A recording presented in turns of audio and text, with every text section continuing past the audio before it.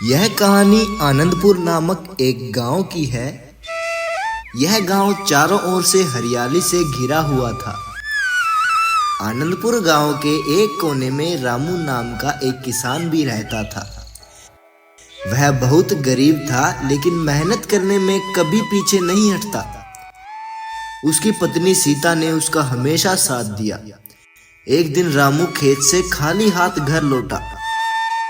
रामू, भगवान पर भरोसा रखो, हमारी मेहनत एक दिन जरूर रंग लाएगी। हाँ सीता, पर कभी कभी लगता है कि हमारे साथ भगवान ने न्याय नहीं किया। घर में जो भी बना था रामू उसे खा लेता और सोने के लिए चला जाता है। अगले दिन रामू जंगल में लकड़ियां काटने जाता है। वह दिन भर वहां लकड़ियां काटता और फिर बाजार में बेचने चला जाता। लकड़ियां बेचने पर उसे बहुत कम ही पैसे मिले। वह पैसे लेकर घर आ गया। वह सोचता है कि पूरे दिन काम करने के बाद भी उसे इतने कम पैसे क्यों मिल रहे हैं। अगले दिन वह फिर से जंगल में जाता है। जब वह लकड़ियां काटकर थक जाता है तो वे एक पेड़ के नीचे आराम करने लगता है। तभी उसकी नजर एक पुराने बर्तन पर पड़ी। यह बर्तन यहाँ कैसे आया? शायद कोई इसे छोड़ गया होगा। चलो इसे घर ले चलता हूँ। सीता इससे खाना बनाने के लिए इस्तेमाल कर सकेगी। रामू बर्तन को उठाकर घर की तरफ चल देता है। वह घर पहुंचकर सीता को बर्तन दिखाता है। सीता ने बर्तन को साफ किया और इसे एक कोने में रख दिया। अगले दिन जब सीता ने बर्तन में चावल पकाने के लिए रखे तो बिना आग के अचानक धुआं निकलने लगा और चावल बनकर तैयार हो गए। रामू, यह क्या हो रहा है? मैं जादुई बर्तन हूँ। मुझे जो भी खाना बनाने को कहेगा मैं खाना बना दूंगा, लेकिन मेरे जादू का गलत इस्तेमाल मत करना। रामू और सीता दोनों हैरान रह गए। उन्हें यकीन ही नहीं हो रहा था, लेकिन उन्होंने धीरे धीरे बर्तन का इस्तेमाल जरूरत के हिसाब से किया। अब उनके घर में खाने की कोई कमी नहीं रही।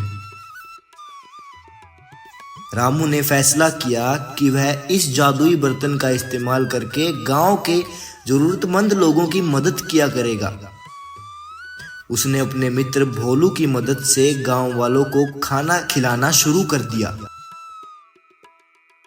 अरे रामू, तुम्हारे पास यह बर्तन कहाँ से आया? यह तो कमाल की चीज़ है।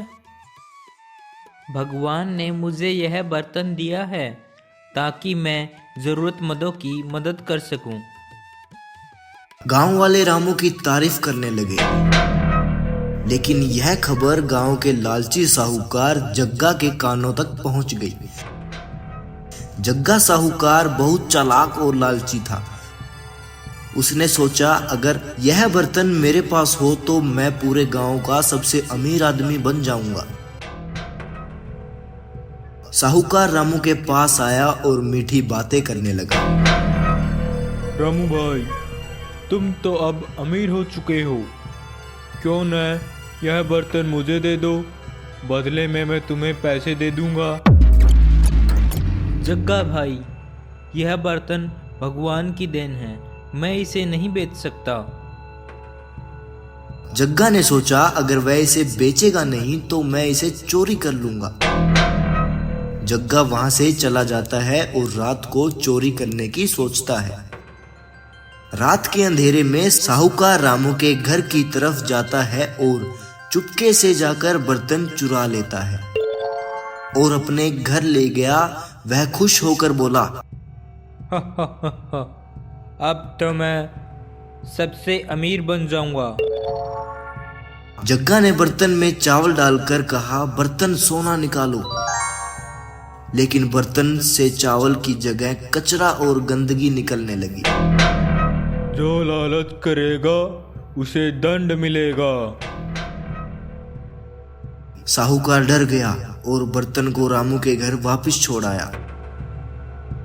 अगले दिन रामू को रात की चोरी के बारे में पता लग गया, तो उसने गांव वालों को पूरी घटना बताई। इस पर गंगा काका ने कहा, यह बर्तन हमें यह सिखाता है कि लालच हमेशा बर्बादी लाता है। रामू ने ईमानदारी से इसका इस्तेमाल किया और सभी की मदद की। हमें भी मेहनत और सच्चाई से जीना चाहिए। गांव वाले गंगा काका की बातों से सहमत हुए और साहूकार ने भी अपनी गलती मान ली। रामू ने बर्तन का इस्तेमाल करते हुए गांव के सभी गरीब लोगों की मदद की। उसकी मेहनत और ईमानदारी ने उसे गांव वालों का सबसे सम्मानित व्यक्ति बना दिया। अब आनंदपुर गांव में कोई भूखा नहीं रहता। तो दोस्तों, इस कहानी से हमें यही शिक्षा मिलती है कि लालच और चालाकी का परिणाम हमेशा बुरा होता है। अगर आपको यह कहानी पसंद आई हो तो हमारे चैनल बबलू कार्ट को सब्सक्राइब करना ना भूलें और वीडियो को लाइक करें और कमेंट में बताएं आपको यह कहानी कैसी लगी। बाय बाय दोस्तों, मिलते हैं अगली वीडियो में।